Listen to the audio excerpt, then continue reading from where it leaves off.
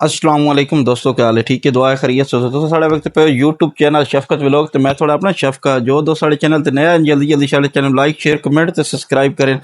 आज नवा टॉपिक नवी मुर्गी ते नवा हाउस दे उत्ते ते नवी तरतीब ते नवे तरीकेकार नाल मुर्गी नूं पालण दा सस्ता तरीके पालण नाल तुहाडे कोल वीडियो लैके हाजिर है।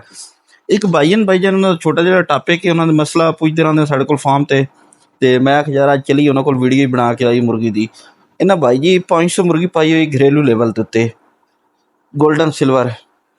और ये मुर्गी जी तकरीबन इस टाइम जी एज तकरीबन 5 महीने कंप्लीट हो चली और प्रोडक्शन स्टार्ट कर ली हुई है। और उस भाई का तरीकाकार बहुत मुख्तलिफ है। और इसको मैं पूछा एंटीबायोटिक वगैरह तुसीं की लाए दवाई शवाई कोई शै लाई हुई है, तुसीं सानूं वो भी दसो, फीड कितनी खा ली है इस तरह। उस भाई दस्या भाई जी मेरा सब्जी मंडी के नज़दीक घर है, मैं सब्जी मंडी जाना वेस्ट कचरा ले आना, एक टाइम मैनू कचरा पैना, एक टाइम मैनू फीड पैना। और ये मुर्गी जी है मेरी बहुत सस्ते में तैयार हो गई है। तो मैं इस दफ़ा थोड़ी मुर्गी पाई, इंशाल्लाह नैक्सट मुर्गी मैं बहुत ज़्यादा पाऊँगा। और गर्मी का मौसम है, एक साइड तो छिड़काव किया पानी का और दूसरी साइड उस खुश्क रखी है पानी की। बहुत ज़बरदस्त तरीके उस भाई जी मुर्गी अपनी पाली हुई है, बेहतरीन प्रोडक्शन दे रही है। 500 मुर्गी एक टाइम फीड दे रहा, बाकी जनाब कोई फीड शीड नहीं दे रहा। एक टाइम वेस्ट दे रहा, किचन का वेस्ट हो गया, पोल्ट्री फार्म किचन का वेस्ट हो गया, सब्जी का वेस्ट हो गया, बाजार कोई पालक लिया, कोई गोभी के पत्ते, इो जी चीज़ों का वेस्ट लिया के पाली है इस मुर्गी।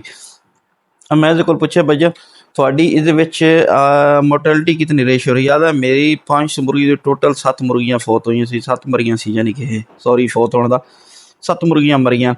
और इस टाइम से प्रोडक्शन दे रही। मैं डेली अपनी जॉब भी करदा, जॉब तो बाद नाल इनू भी नाल मैं स्कोर करदा, कवर करदा।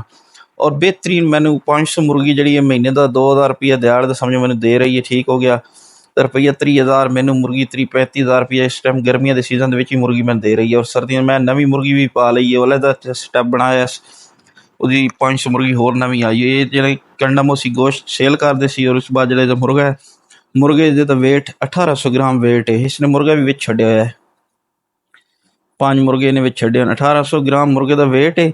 और मुर्गा कहता मैंने आज मुर्गे के बेहतरीन पैसे लभदे, मैं नहीं दे रहा। मेरी मुर्गी का जो इस टाइम इन्होंने मुर्गी का वेट है 1200 तो 1300 ग्राम 1400 ग्राम तो मुर्गी का वेट है। कहता ये मीट के सेल करांगे तो फिर इस जगह से जो नवी पीछे तैयार हो रही ब्रीड वो इतने पा लवेंगे। यह मुर्गा वेखो ना कैसा मुर्गा है माशाल्लाह। और सब तो सस्ता। और इसमें मैं पूछे ना बीमारी तेरे की लगी ना, मेरी मुर्गी में कोई शय नहीं लगी, किसी किस्म की बीमारी नहीं लगी। CRD CRD जी ना वो लगती है तो मैं वो दवाई ला देना। मैं दवाई पूछी दवाई कि दवाई तो मैंने भी पता है कि लानी चाहिए, वो दवाई ला दो जी, तुम एनरो ला दो, कोलेस्टीन ला दो, ठीक हो गया। CRD वास्ते CRD वास्ते नहीं है तो डाक्सी ला लो, ब्रोमैक्जीन ला लो, कोई ना कुछ CRD लगती होर कोई बीमारी नहीं। और वैक्सीनेशन इन्हें दसिया मैं वैक्सीनेशन 5 वैक्सीन की ने, पहली की NDIB, फिर जनाब मैंने घमोरो के 2 शाट किए, फिर कलोन, इस तरह दी यानी कि मैं 4-5 वैक्सीना की। और कोई वैक्सीनेशन नहीं है मेरी। बेहतरीन हल्दी और हाउस के अंदर पाल रहा बंदा। ये सिर्फ और सिर्फ वीडियो इस वास्ते बनाई दी कि तुम सारे दोस्तों ने मिसाल दे दी कि अपना कारोबार शुरू करो। छोटे लेवल ते शुरू कर लो, बड़े लेवल ते नहीं कर सकते। छोटे लेवल ते तुसी घर च रेस्ट मार रहे हो, जो कुछ भी कर रहे हो, छोटे लेवल ते अपना काम शुरू करो। बेहतरीन तरीकाकार है। और सब्जी किचन का वेस्ट तुसी इन्हां पा सकते हो, सारा कुछ पा सकते हो। और ये जी मुर्गी है, ये मुर्गी ज़्यादा अंडा थोड़ा कितना देगी? ये ज़्यादा मुर्गी थोड़ा 6 महीने अंडा देगी। 6 महीने तो बाद ये 70 to 80% प्रोडक्शन, जो 6 महीने बाद प्रोडक्शन आ जाए 40%, यानी 100 to 40 मुर्गी थोड़ा अंडा देसी वह तुम नवी तैयार कर सकते हो। ये वास्ते तुम ये बेहतर है कि मुर्गी RIR पा लो, कोई भी अच्छी जी नस्ल तुम पा सकते हो, जी थोड़ा अच्छी लगे बेहतरीन लगे तुम पा लो, कोई मसला नहीं। लेकिन ये भाई कारीगरी होनी चाहिए। अगर ना मालूम हो किसी चीज़ साढ़े डिस्क्रिप्शन WhatsApp नंबर दिता हो, उससे सानू रबता करो, थोड़ी मजीद रहनुमाई की। वैसे जिस भाई नू किसी भाई ने भी किसी किस्म की मालूमात चाहिए मुर्गियों के बारे, लेयर दी, गोल्डन मिसरी, ब्रैलर, ब्रीडर और घरेलू परिंदे, कोई भी कबूतर हो गया, किसी किस्म का भी कोई भी सवाल हो, कमेंट्स कर सकते हो तुसी, सानू कमेंट्स करो। जितने WhatsApp ग्रुप ज्वाइन करो उस सानू सवाल करो, असीं थोड़े जवाब देवांगे और थोड़ी मजीद रहनुमाई करेंगे। साडा ज़हन यही है कि साडे ज़हन दे विच यही है कि बच्चा पाकिस्तान दे विच जिहड़ी गुरबत है, जिस तरह के हालात चल रहे हैं, इस तरह के हर बंदा अपनी फार्मिंग शुरू करे और कोई ना कोई कारोबार करे। छोटा कारोबार ही कर लो, लेकिन ये कारोबार अपना लाजमी करो जिसमें थोड़ा 4-8 आने आन। उम्मीद है साड़ी वीडियो थोड़ा बहुत अच्छी लगी उसी। अगर साड़ी वीडियो थोड़ा अच्छी लगी है तो लाइक शेयर कमेंट सब्सक्राइब लाजमी करना है।